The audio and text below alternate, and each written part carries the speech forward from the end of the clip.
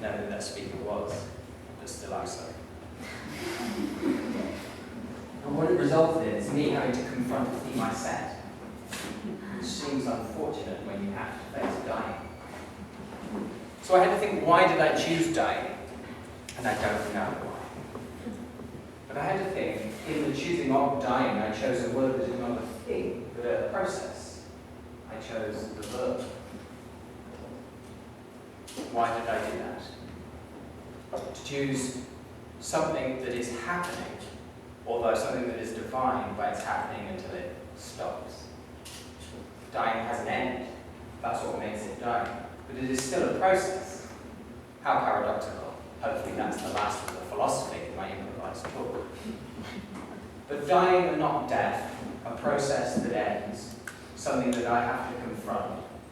So I thought quite concentratedly about something I almost never put into my poetry, and that's myself. And what I thought, after thinking for maybe 30, 40 minutes about dying myself, is I'm extremely lucky. Because noting down, I could write out 11 separate occasions when I nearly died. Concretely, 11 times I was in the process of dying. So I've decided tonight to just tell you about 3. And one of them's not true. So about 10 years ago, when I just graduated university, a friend and I decided to go on a road trip across Europe, and we went east. I couldn't drive, he drove, it was about a Fiesta. So he was driving all night at times, and we'd be in this hot, stinky car, listening to bad music. I was 22, 23, heading across France and Germany, into Romania, up over the Carpathian Mountains, down into the Ukraine. About a week into us together, tempers were frayed. So we had a huge argument in the city of Lviv, in the Ukraine, and he said, we're going home.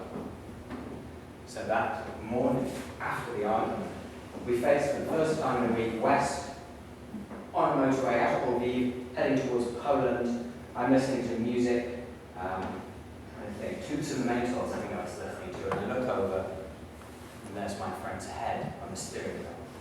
He's falling asleep. What do you do? Well, if you're a driver, maybe you put your foot out. I'm not a driver. I got the wheel. Car spun, hit the centre line and took off, did a full turn, landed on the roof, punched through the roof, cracked his skull.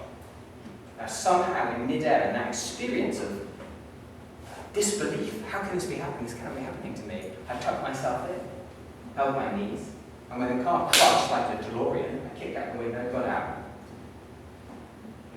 Not a scratch. Pulled them out the window, waited for the ambulance. Close shave number 2.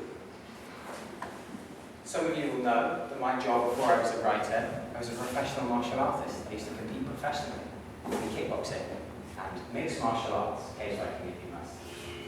And I've never been knocked out up until the age of maybe 22, which is when I retired. Now, when you have never been knocked out, you've all seen boxing, you all understand the imagery. You cannot believe it will ever happen to you. It is not feasible for the human mind consciously to imagine the lights being shut off. One day I was training. It was in a gym in Leeds called the Scorpion Gym. And I was training with some people who I knew very well, and they had a newcomer coming to the class, a rather big fellow. I said, yeah, I'll train with him, I'm a good guy. For a kickboxer, I'm a good guy. We were playing and training, and what happens often with newcomers is that they don't mean it. They're far more dangerous than someone who's an expert, because they do things rather clumsily. And it so happened, as I was trying to help him, I ducked as he kicked. At least that's what I'm told. The next thing I knew, I was being woken up, and I was told I fell sideways. When his shin hit the side of my neck, the carotid artery shuts blood to the brain switches off, and you fall completely limp. And there was a cage in the kickboxing gym. People find cages in mixed martial arts. YouTube it if you don't believe me. If you put my name into YouTube with cage fighting, maybe you'll see me there. Who knows? Apparently my head hit the side of the cage. 40 minutes I was unconscious. I had speech problems for a couple of weeks. Some vision problems. No memory problems. Touch wood. The doctor said if I hit the back of my head, maybe I would die. Close shave number 3. I grew up in a small town, relatively rural, and at the bottom of my little small village was a train track that's quite famous because it skirts an estuary. It's a beautiful journey. Many people take it just to see the view. And often during summer holidays, I would go across the train track and meet friends in the elephant grass of the estuary. What we would do down there is for another evening. But often I would go down there in the summer, fresh-faced young S.J. Fowler, with my Linkin Park or Papa Roach in my ears, whistling a happy tune. And one day, I got down to the train station and the train crossing, flipped over the top, song came on a little like, probably cut my life into pieces by Papa Roach. Don't mind that song. Flipped forward and was knocked about 5 foot backwards as a train passed. Now, 10 seconds into the future, I am evaporated. Now, S.J. Fowler, what would the writer centre have done? You would have to keep going. David. There I was, sat in my arse, looking at a train going by, feeling the force of that machine flying by, all because of new metal. 3 questions. So I want you to do me a favour. I understand you don't trust me, but shut your eyes for a second. How remarkable you did it. Just keep them close, keep them close. Now I want you to imagine yourself and these 3 stories, but I want you to imagine that you're in the story. So the first one, you're in a car, you feel it start to come off the ground, you think, is this even possible? Imagine your arms coming together, tucking your hands into your knees, the feeling of lifting up through your stomach, your organs mixing. Or the second story, play fighting with someone, your brother, your sister, someone you love, and then suddenly the lights are switched out, you've lost immediate memory. Think about it. Imagine your body in that situation, the lights going out. Now I want you to keep your eyes shut, and I want you to transition slowly to the closest time that you ever came to dying.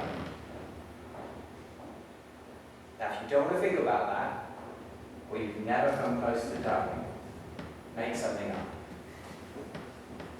Now just 10 seconds, I want you to think about the closest you ever came to dying and hold it in your mind.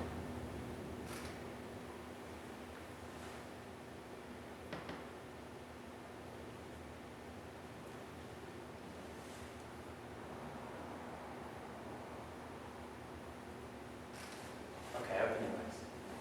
My friends, sharing a bond, you're going to give everyone a piece of paper. If you have a pen, that's great. If not, let me know. And I want you to write down on a piece of paper that thing that you imagine, the closest you ever came to dying.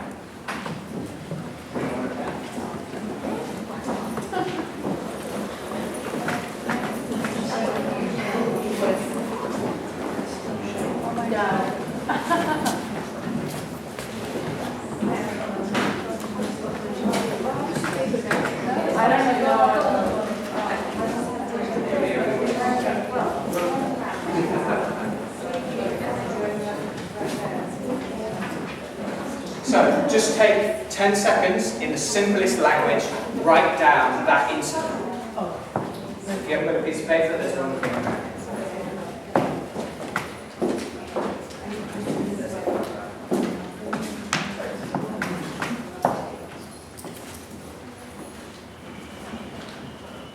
Everyone got a piece of paper? Describing.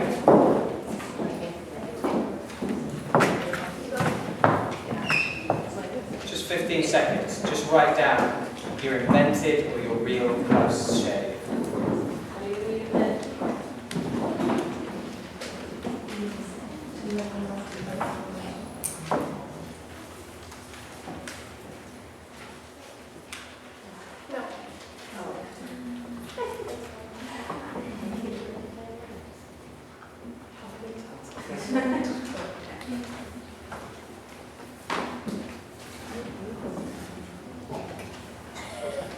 All pretty much done it.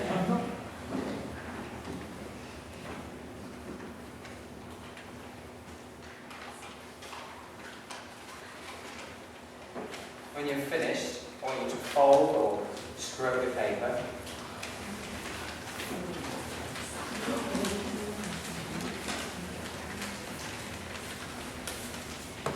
So tempted to say and eat it.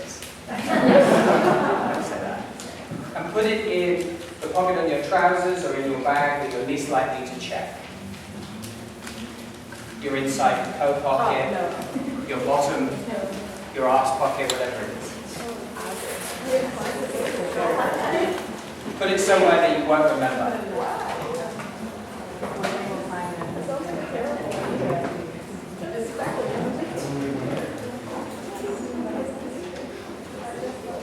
This is my gift to you.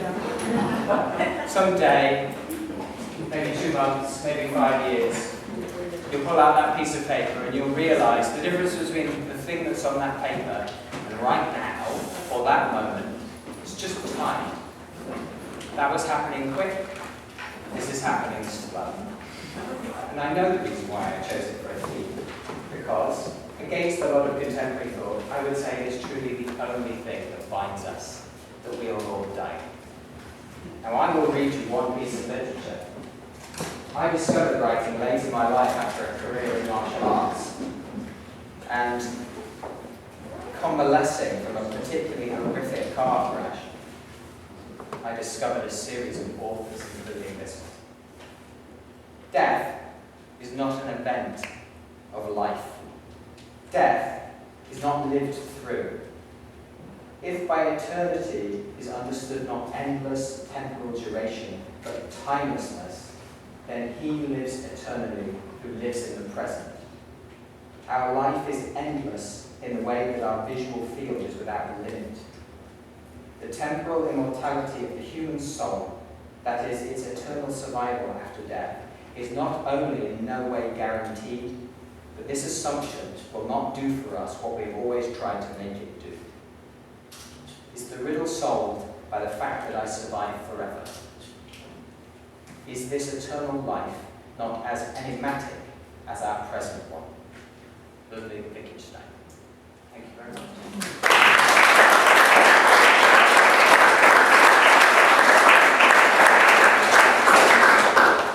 So introducing our third speaker, Ian Sinclair is a novelist, a writer, a filmmaker.